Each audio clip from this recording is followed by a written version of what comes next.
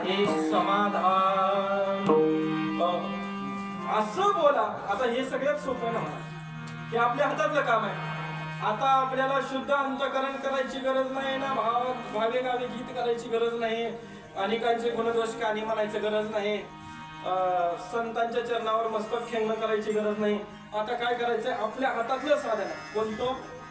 वेची. कसलं बोलायचंय आपल्याला? कसलं बोलायचं आहे?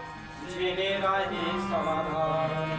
वेची ते वचन जेणे राहे समाधान. आपल्या बोलण्यानं समोरच्याला समाधान वाटावं असं बोलणं, असं जरी आयुष्यभर बोलत राहिला महाराज तरी सुद्धा देवाची प्राप्ती होते.